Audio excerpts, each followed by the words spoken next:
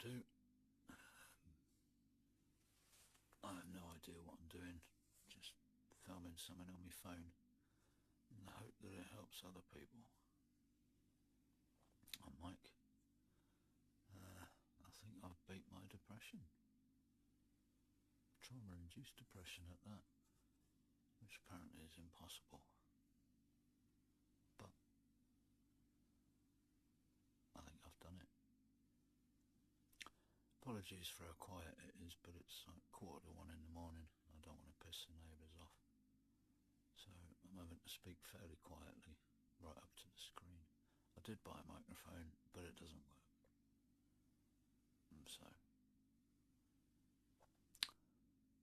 alright, bit of a backstory. I had an accident when I was about 14, suffered brain damage from that accident, and as a result of that, suffered trauma-induced depression, which manifested in anxiety, panic attacks, all sorts of attachment issues, and it's just shit. Got into drugs and alcohol a lot, just try and get out of my head, get out of that thought pattern. Nothing worked. Tried the drugs, tried therapy, tried absolutely all sorts. And eventually, 20 years later, I was finally diagnosed with trauma-induced depression. Have to excuse me for speaking quietly. Like I say, it's 1:45 in the morning, and it's a bit late to be shouting and shit, so yeah, the depression went on for a long time, gradually got worse and worse, It caused me so many bad relationships, bad friendships, got in with wrong people all the time, just everything went to shit all the time. Everything I did just seemed to go to shit because of my inability to deal with things. And relationships were always too much. Like I'd get too clingy, too much of an attachment issue. I couldn't take rejections. It was just nothing ever seemed to go right. So it was a matter of, I've got to do something.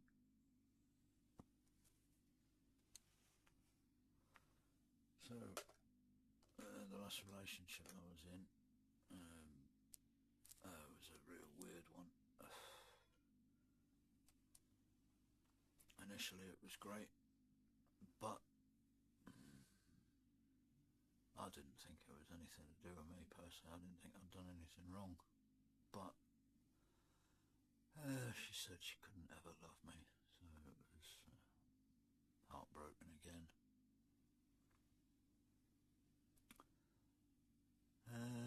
But the biggest mistake I made there was sticking around, trying to be a friend, because I'd give everything in friendships, relationships. I wear my heart on my sleeve. What you see is what you get. And yeah, it wasn't a great experience. I watched a person that I hoped to get back with go with all sorts of other blokes. One of them nearly killed her. I rescued her from that. But like I say, I give all. And then the final real kick in the teeth was I was feeling a bit shit one day, wanted to go around and have a chat, and I got, basically it was fuck off. Our actual words were, it's an insult that I call her a friend.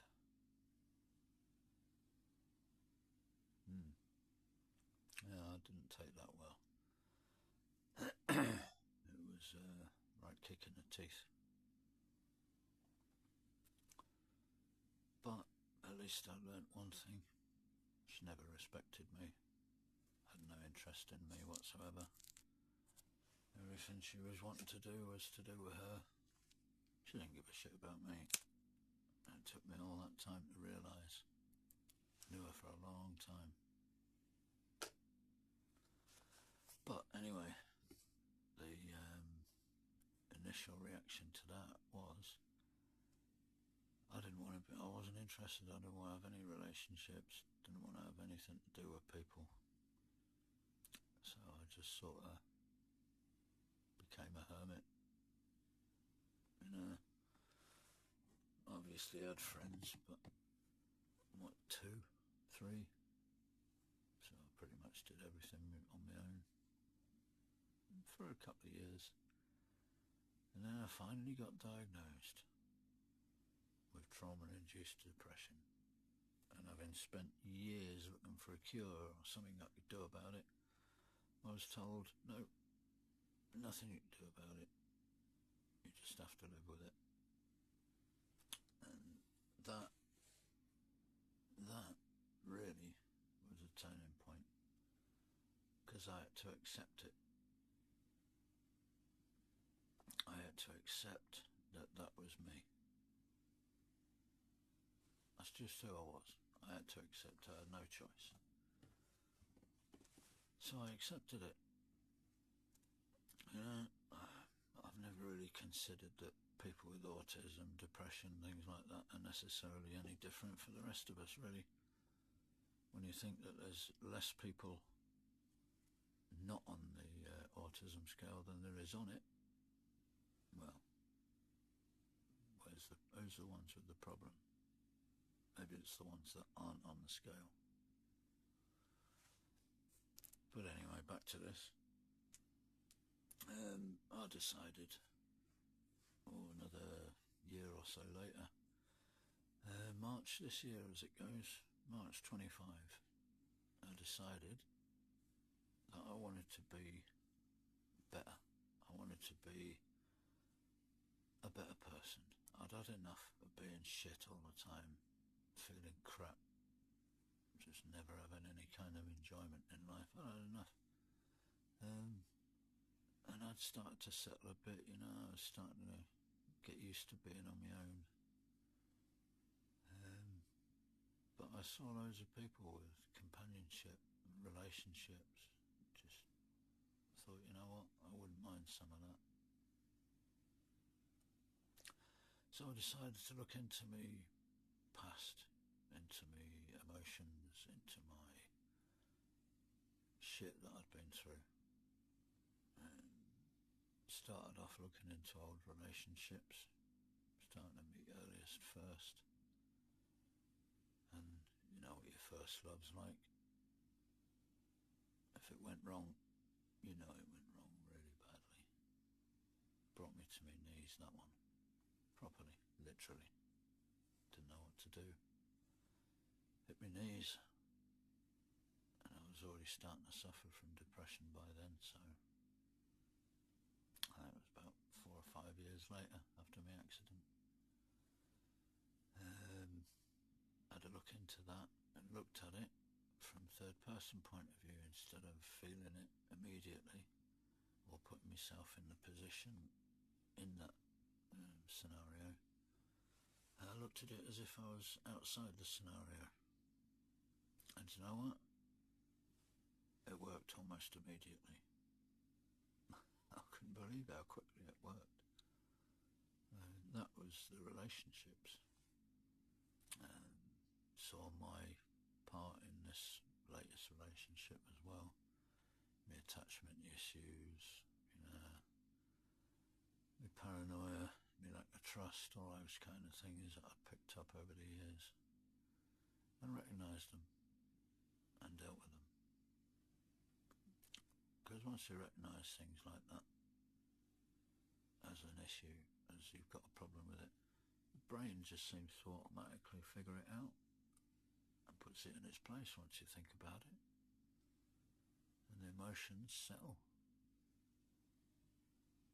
And, being as I'd got that far with my relationships, I thought, right, well, I'll look into my childhood as well.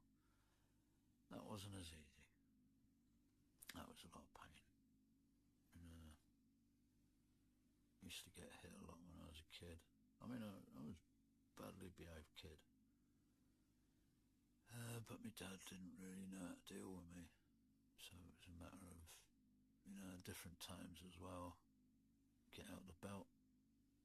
And I'd get a belt, a few belts. And general violence as I was growing up. And yeah, that wasn't so easy.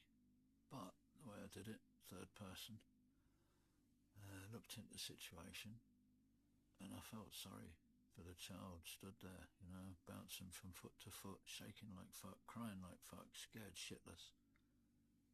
And I felt so sorry for the child.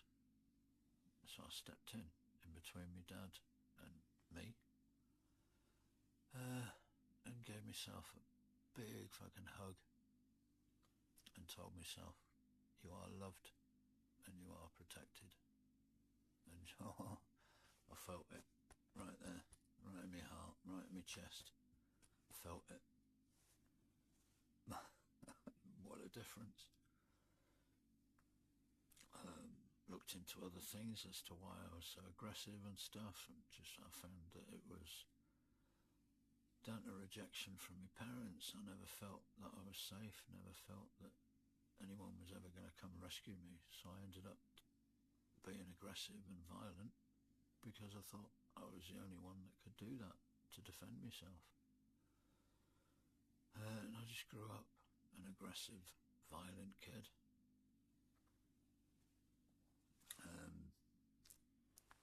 The aggression waned over the years as I got to know people. Still lose my temper with things sometimes, but I don't with people anymore. But yeah, once I came out looking into the childhood problems, it was so easy. After that, I could look into anything. Any issues I had, anything that was doing me, anything that was bad, I found it so easy after I'd cleared out my childhood trauma. And you know what? It was about May, I think, that I've started getting through it, June. And I've had no major downers since about May, June time. It's now coming up towards the end of September. I feel happy. I'm feeling excitement at life. I'm looking forward to life. I'm looking forward to getting out there and meeting people. Maybe even getting into a relationship. Do you know what? Life's looking fucking good for a change. And maybe it can help you too. And on a side note from that, I have a spiritual journey that I've I've let it lapse a little bit sometimes, but over the years I've kept with it, I've stuck with it. I've always managed to keep my heart pure, keep my heart loving. Because I give myself, I give all to people. I don't really take. I just give everything I've got. And once I'd cleared out the trauma, I've had some big steps and milestones in my spirituality. And it just feels like this is a life I should have had instead of the life I did have. You too can be happy as well. You don't have to feel like shit. You need to take the choice. You need to make the choice. It's not easy. It's hard. Looking at those old pain, that old fear. It's not easy. But it is definitely worth it. What a difference. I feel so different. When I think about my kid, my child, my inner child, I can feel him giggling. It makes me laugh.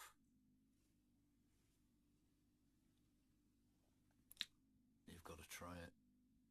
At least try. And hopefully you'll get there too. It's worth it. And I bid you the best of luck. Maybe I'll come back and make another video about